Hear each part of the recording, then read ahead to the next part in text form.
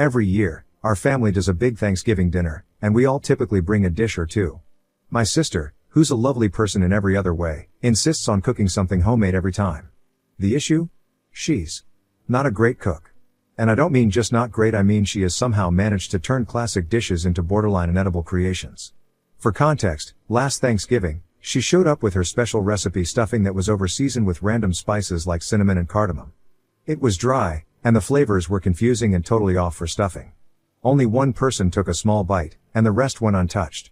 Another year, she brought a green bean casserole that had some kind of strange, chewy texture. She later admitted she used coconut milk and almond flour to experiment. No one wanted seconds of that, either. This year, I'm hosting Thanksgiving. Since I'm responsible for putting it all together, I wanted to keep the menu consistent so that people could actually enjoy a cohesive meal. I thought I'd avoid drama by asking her to bring non-food items instead, like wine, soda, or even some flowers. I explained to her, very kindly, I thought, that I just wanted to make things easy and streamlined, and I'd handle the main dishes. But she didn't take it well. She got offended and told me I was being controlling and shutting her out of the family gathering. She then accused me of making her feel inadequate and said that Thanksgiving is about everyone contributing, not me deciding what's acceptable. I told her that everyone appreciates her effort, but that she could contribute in other ways and still be part of it. She doubled down and said she's bringing her famous green bean casserole whether I like it or not. Now, my mom and a couple of other family members have chimed in, saying I should just let her bring whatever she wants because it's Thanksgiving and it's the thought that counts. They're acting like I'm committing some huge offense by wanting the food to be enjoyable for everyone and not have random experimental dishes that no one will eat. But I feel like I'm just trying to keep the meal enjoyable and, frankly, edible. I don't think it's wrong to want guests to actually enjoy the food, especially since I'm putting in a lot of effort to host. Am I really being unreasonable here? Ida? Update 1. Alright, well, things have escalated fast. Thanks to everyone who offered advice, I tried to compromise, but it's already turning into a whole thing, and Thanksgiving is still a few weeks away. After our last conversation, my sister was being pretty cagey about what she planned to make, so I reached out to my mom, hoping she could help smooth things over. Instead, she got defensive, saying I'm overthinking and that it's just one dish. I told her I wasn't sure it was just one dish anymore, especially after hearing about my sister's grocery haul, including canned oysters and edible glitter.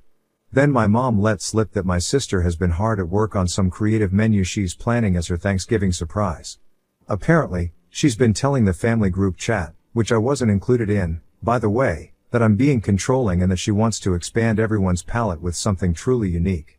To top it off, my cousin sent me a screenshot from the group chat where my sister said she's bringing not one but 3 dishes to Thanksgiving now. She's calling them her Thanksgiving trio experience, complete with their own place settings and little menu cards she's designing. I'm officially panicking because I have no idea what she's planning to serve, and from what I've heard, it's not remotely traditional. At this point, half the family thinks I'm overreacting, while the other half is texting me with things like, is she really bringing glittered sweet potatoes? I feel stuck. If I try to control it anymore, I'm the bad guy, but if I don't, Thanksgiving might turn into a tasting event for my sister's avant-garde cooking. So yeah, Thanksgiving is weeks away, and it's already become a family spectacle. I don't know whether to brace myself or just preemptively order pizza. Update 2, November 14, 2024. Alright, so Thanksgiving is now just a little over 2 weeks away, and somehow, things have escalated even further than I thought possible.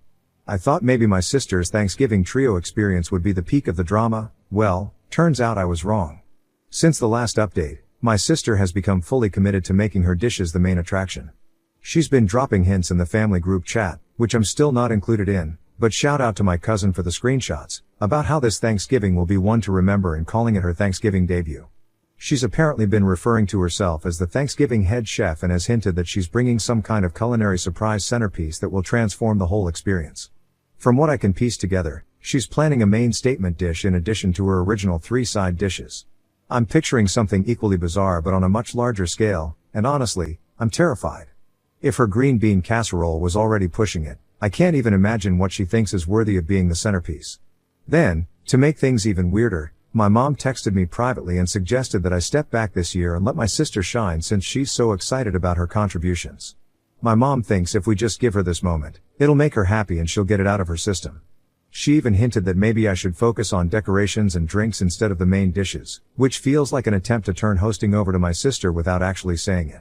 So now, I'm left with a choice: go along with my mom's plan and let my sister essentially hijack Thanksgiving, or keep pushing back and risk a family showdown. I just wanted a nice Thanksgiving with dishes everyone would enjoy, but it seems like I'm either about to hand over the whole meal to her, or prepare for some serious drama.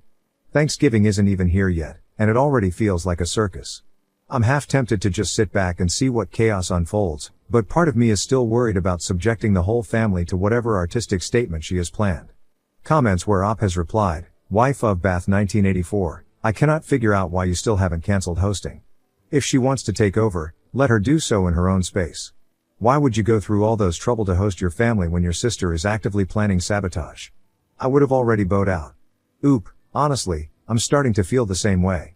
At first, I thought I could manage the situation by setting boundaries, but it's pretty clear my sister is determined to turn Thanksgiving into her personal stage, no matter what I do. At this point, it's not even about the food, it's about the sheer amount of effort I'm putting in just to have it overshadowed by her artistic vision. Bowing out does sound tempting, and I'm seriously considering it. Letting her host would give her the spotlight she clearly wants, and I wouldn't have to deal with the stress of trying to balance everyone's feelings. I guess I've just been holding out because I love hosting and didn't want to let her take that away from me. But maybe it's time to throw in the towel and let her take the reins. In her own house. You're definitely giving me something to think about. Thanks. Too complex, just let her do it and don't cook a damn thing. Oh, and eat before anyone shows up. Oop, ha ha, that would be one way to handle it, right? Just let her have her Thanksgiving head chef moment and show up with a full stomach, no stress, and zero cooking on my part. I'm honestly so tempted to go this route. If she wants the spotlight that badly, I might as well let her handle everything and watch the chaos unfold from the sidelines. It might even be kind of satisfying to see her realize how much goes into hosting, especially if her creations don't quite go over as she hopes. Thanks for the idea. This might just be the perfect hands-off Thanksgiving. Update 3, November 27, 2024. Here we are, the day before Thanksgiving, and things have continued to spiral. I decided to let my sister move forward with her trio experience since pushing back more would only make things worse. I thought we had a plan: she'd bring her dishes, and I'd make sure there were plenty of other options to keep the peace. This morning, my mom let me know that my sister is now adding a surprise dish to her contributions. She's been very secretive about what it is, which has everyone nervous after her past attempts. My mom thinks it's sweet that my sister is putting in so much effort, but a few other family members are not as optimistic. My cousin texted me privately asking if I had backup food ready, and my dad casually mentioned bringing extra rolls, just in case. At this point, I've decided to stick with the plan and let her have her moment. I'll still have a few traditional dishes on hand so no one goes hungry. Tomorrow will probably be chaotic, but it should at least make for a memorable holiday. Wish me luck. I'll update after Thanksgiving if anything noteworthy happens. Final update, November 28, 2024. Thanksgiving dinner is officially over, and I genuinely don't know where to start.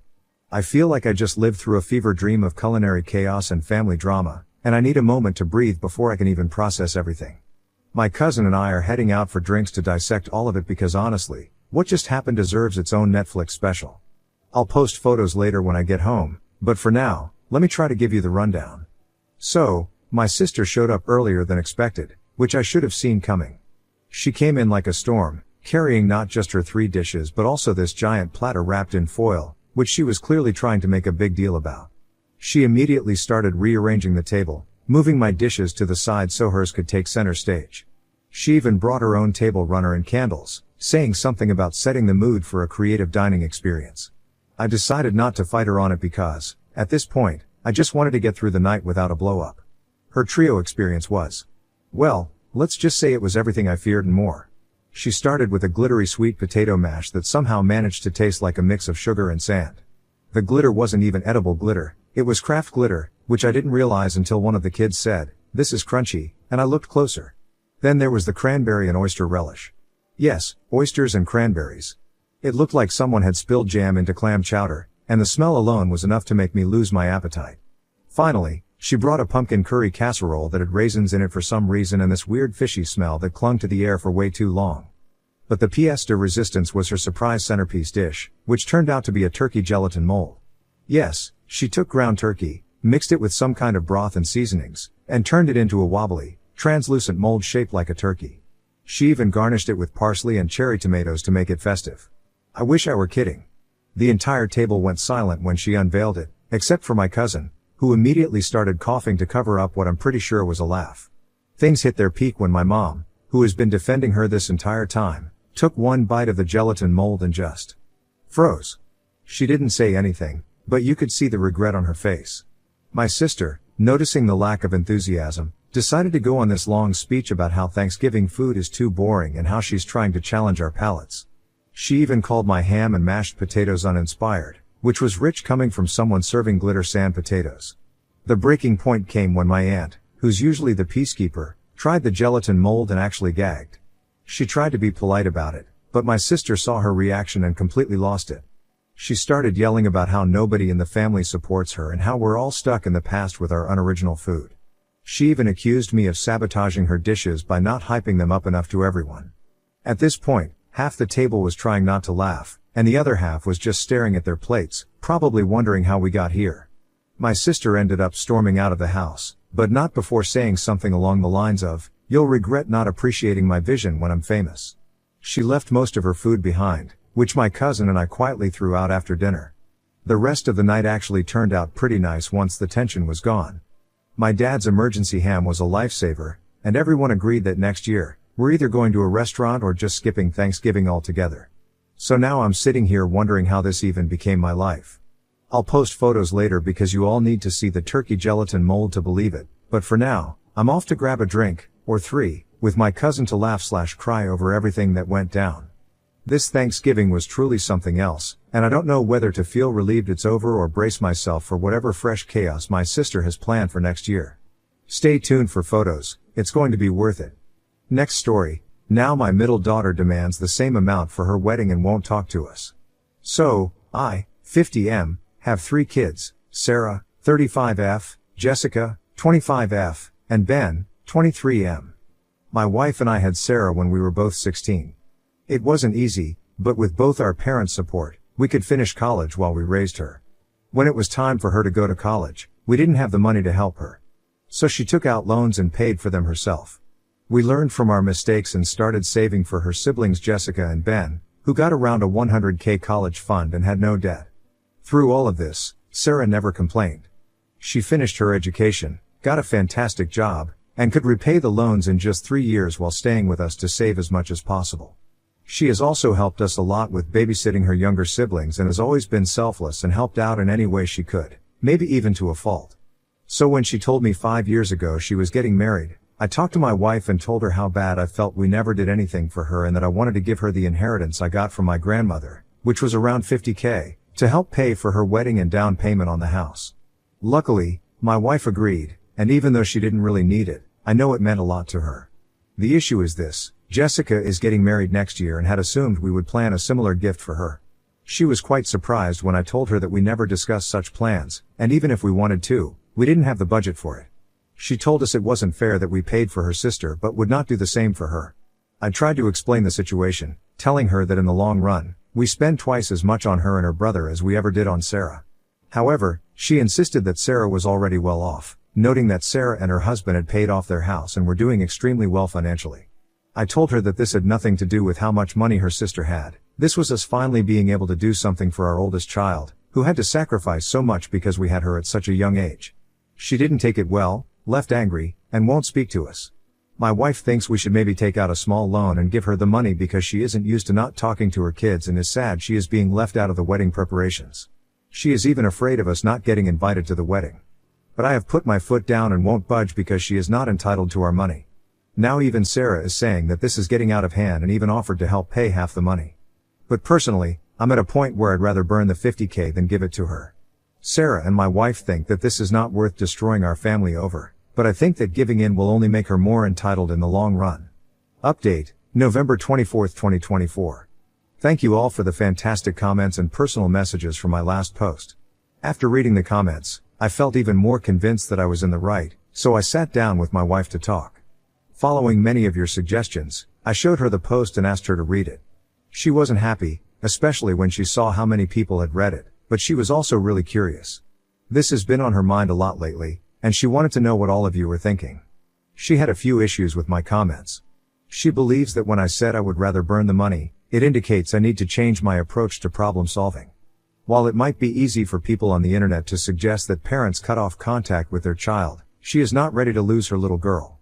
Additionally, she thinks my statement about doing my duty and wanting to take care of myself comes across as selfish and is not something a parent should say. She believes there is a reasonable compromise. Instead of giving her the full $50K, we can offer her half for the wedding.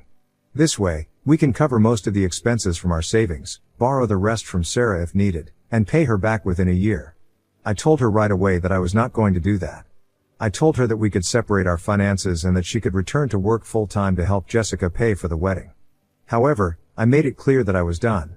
As selfish as it may seem, I don't feel obligated to Jessica anymore, and I want to enjoy my life while I still can.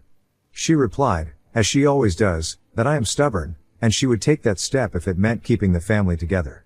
I told her it was fine but not to come to me complaining about her health when she went back to work full-time.